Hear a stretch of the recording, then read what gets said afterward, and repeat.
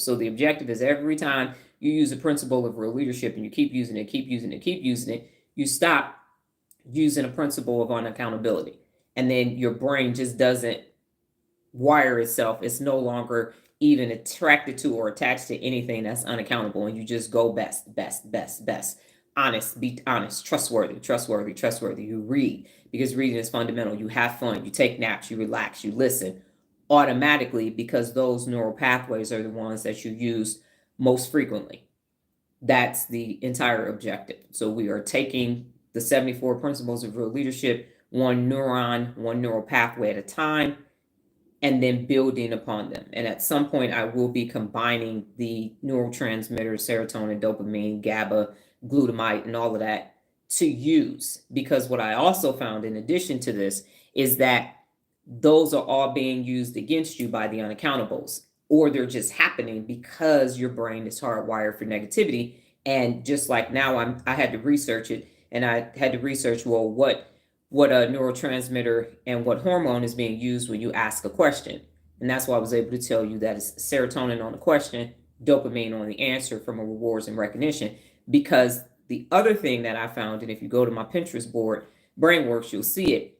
Everything has the same 6 things to do. If you want serotonin, go watch the sunrise. Go hug somebody if you want some oxytocin. Go reward yourself for something, for doing something nice for dopamine. So all of the infographics and even the experts have these same 6 to 7 stupid ass things that you do.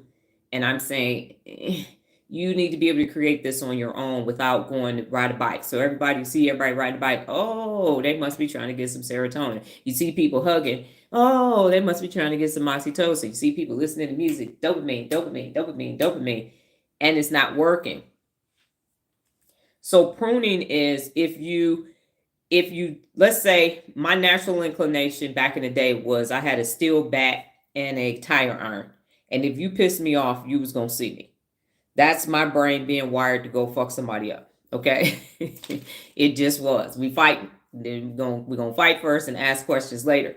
But when I became a second lieutenant in the United States Army, it saved me from myself because as an officer, you can't go around slapping the shit out of people and beating them up because that's not the answer. And so when I got angry, I wired my brain to go color. I played with my little toys from the Happy Meals on my desk, and I calmed myself down to say, stop being angry with everybody as soon as they do something. So now I don't have a steel bat. I don't have a tire iron anymore. So that neural pathway to beat the shit out of somebody isn't there anymore. I do reserve 2% just in case, because she's just dormant, Dee Dee from the D. And now I have other ways neurologically to handle those situations. So I use my words now instead of my fists. So I had to create neurogenesis in order to make that happen. So you are pruning the negative neurons that are wired for unaccountability, and you are creating through neurogenesis the neurons and the neural pathways that you actually want to use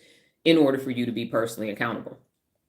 So hopefully you let me know if you understand that. So pruning just means you haven't used those neurons and those neural pathways, and so the brain will stop giving you access to them. And that's what you want.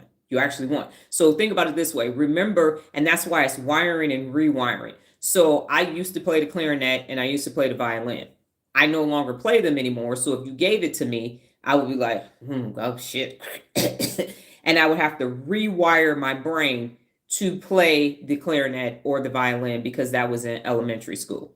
So because I haven't played it, it's like learning a foreign language. They say use it or lose it. If you don't keep speaking Spanish, I've been speaking German more, so my Spanish is rusty as all get out because I switched to German, want to master that first. So my Spanish neural pathways are pruned, and it takes past normal little things. The words that I used to have in the vocabulary, the Spanish words I have are not, they have basically are depleted. So that's the pruning. Use it or lose it. So if you don't use it, you lose access to that pathway. But you want that. This is, if you think about a garden, you prune. Ecclesiastes in the Christian Bible says there's a time for every season. And pruning means that you're cutting it back so that it can flourish. So you're cutting off access to those negative neural pathways or unaccountable neural pathways so that you can create new neural pathways to personal accountability.